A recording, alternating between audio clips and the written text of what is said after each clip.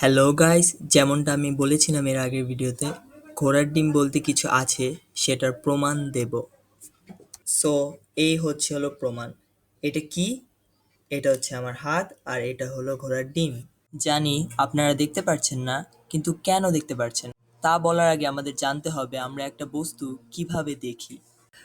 আমরা দেখতে পাই কারণ এই দুনিয়াতে দুইটা জিনিস আছে, একটা হচ্ছে লাইট আর আমাদের নিজস্ব চোখ আছে। লাইট যখন একটা লাইট সোর্স থেকে এমিট হয়ে একটা বস্তুর উপরে পড়ে, তখন তিনটা ঘটনা ঘটে। একটা হচ্ছে reflection, refraction and absorption. Reflection হলো লাইট যখন একটা বস্তুর উপরে পড়বে, তখন সেটা লাইট সোর্সের দিকেই আবার ফেরত আসবে। রিফ্র্যাকশন যখন লাইট একটা বস্তুর উপরে পড়বে, তখন সেটা একটা অ্যাঙ্গেলে রিফ্র্যাক্টেড হবে। অ্যাবজর্পশন লাইট বা লাইট এনার্জিটা অবজেক্টটা অ্যাবজর্ব করে ফেলবে, সো রিফ্লেকশন হবে না, রিফ্র্যাকশনও হবে না।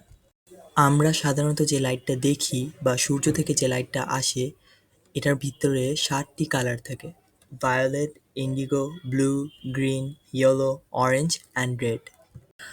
আরও ভেঙে বললে ৭ ধরনের ওয়েভলেন্থের লাইট থাকে। সো আমরা একটা পাতাকে সবুজ কেন দেখি? কারণ যখন সূর্যের আলো পাতার উপরে পড়ে, তখন গ্রিন বাদে বাকি সবগুলা ওয়েভলেন্থের কালার পাতার দ্বারা অ্যাবজর্বড হয়। শুধুমাত্র সবুজ রংটা রিফ্লেক্ট হয়ে আমাদের চোখে আসে। আমাদের ব্রেন তখন সেটাকে প্রসেস করে এবং আমরা পাতাকে সবুজ দেখি। এখন আসল গল্পে ফিরে আসি।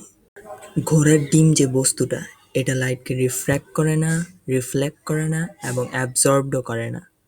সো ঘোড়ার ডিম আছে। আপনি বিশ্বাস করবেন নাকি না করবেন, এটা আপনার উপরে।